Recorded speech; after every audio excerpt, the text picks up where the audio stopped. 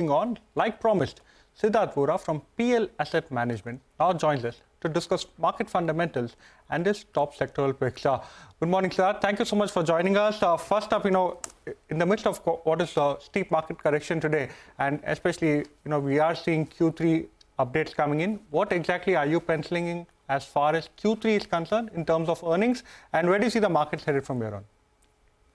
So I think after staying defensive for the last, I would say, 6 months now, we've been extremely defensive in terms of our portfolio construct or the sectors we've chosen.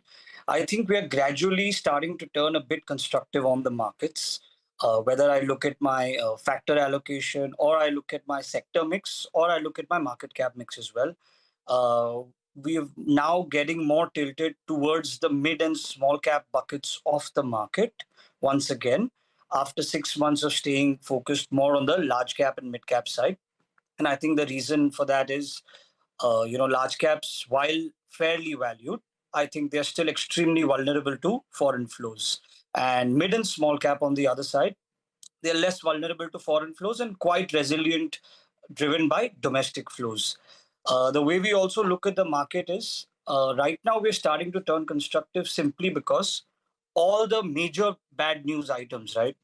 Whether you talk about the earnings slowdown, the moderation in the pace of economic growth, the rising US bond yields, the geopolitical stress, the sticky inflation numbers, the US election outcome, a lot of things are now starting to get factored in.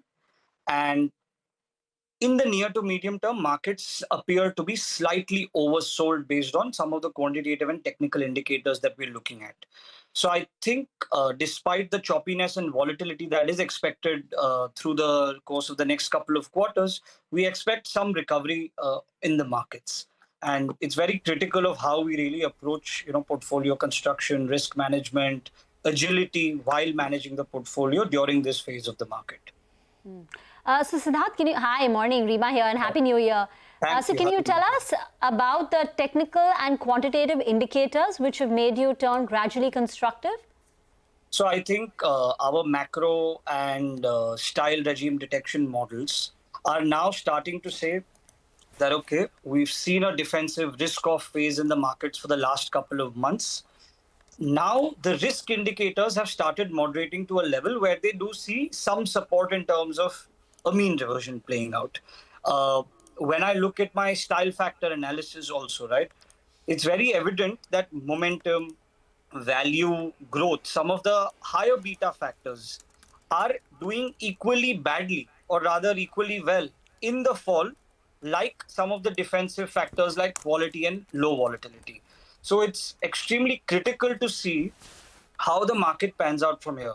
So traditionally, large caps are more defensive versus small caps.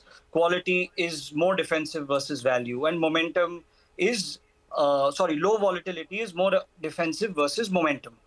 All the defensive factors have also been beaten down to an equal extent in this fall.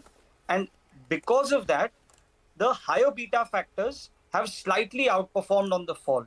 And that is one of the reasons that despite our macro stance being slightly cautious, we are turning constructive in terms of the factors and sectors and market cap mix we are choosing in the portfolio. Got that. So that, looking forward to your sectoral views, almost 21 lenders have come out with the operational updates over the weekend. How do you read Q3 for them? Was Q3 expected to be weak, especially in terms of deposit accretion? Is that something that the market has already priced in? And especially, in another couple of days, we'll see a lot of IT numbers coming in. So banks and IT, what's your view over there? So currently, we're not owning much of banks. We are pretty much out of the whole banking space and the lending space in terms of our financial allocation. Our portfolio is hugely tilted towards the capital markets theme, whether it is brokers, asset managers, wealth managers, depository participants, or some of the tech plays within the space.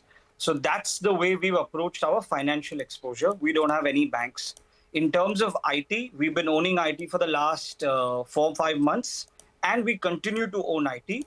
We're not having the heaviest allocation there, but we're overweight versus the benchmark. I think the thing with IT is, with rupee depreciation, there is obviously a natural tailwind there.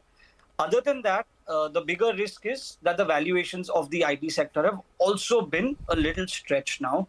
So we got to, approach IT with a little caution that, despite the defensive nature of the business, despite the high free cash generating nature of the business, and despite the rupee tailwind, we still think growth could be quite average compared to the other sectors that we are focusing on. So I think overall, IT is a must-have in the portfolio, but at the same time, you need to be quite cautious in terms of when to get out because valuations are not on your side when you're investing in IT for now. What else? No banks, you like IT, slightly overweight IT. What else makes it to your portfolio? So right now, the bigger themes that are dominating our portfolio include capital markets, IT, consumer discretionary, and healthcare, which covers export-oriented pharma companies and domestic hospital players. So I think these are some of the big overweights in our portfolio and a bit of exposure to real estate as well. We're gradually pruning down our auto exposure now as we go into the next quarter. When you say pharma, you say you like export-oriented themes. So will you be looking at the generic players or will you be looking more at the specialty-focused players, someone like a Sun Pharma? And is your tilt more towards the large-cap pharma healthcare players or will it be more in the mid-cap players, players maybe exposed to the CDMO, CDMO theme? So I think we have a healthy mix. It's quite a significant allocation to the overall healthcare theme. Roughly, 30% of our portfolio is divided across API players, generic exporters, and domestic hospital franchises as well. So I think it's a good mix of the whole bucket that you're talking about. But large cap and larger mid cap names within the pharma space or the healthcare space. Siddharth, do you study the global markets? We were chatting with Sandeep Tandon of Quant just last week, and he said the biggest risk to the Indian markets, though India will be a relative outperformer, will emanate from the complacency, the over-optimism going, for the US markets, particularly NASDAQ, which is why they've completely exited their tech exposure. So Right. is there while you did say that most of the risks perhaps are priced in right now, we've been talking about a time correction of 6 months is done. What's the global top-down approach for you? So I think globally, we still perceive more risks than opportunities simply because the growth premium that India was experiencing for the last, 3 years in terms of differential versus other EMs, that is narrowing down to a significant extent. Valuations continue to stay rich despite a slowdown in the economy and despite a slowdown in earnings, along with sticky inflation. So I think the macro of India is not as strong as it used to be. And of course, with a weakening rupee, with higher bond yields in US, we do see developed markets sentimentally doing a little better than emerging markets. And even within the emerging market pack, the advantage that India had in order to sustain those valuation premiums is now starting to gradually wear off, at least in the short term. So till we don't see 1 quarter of a really strong recovery, I think Indian markets would tend to be a little range-bound, volatile, and choppy. Thank you. Yeah. All right. Siddharth, we leave the conversation here for now, out of time. Thank you for joining in.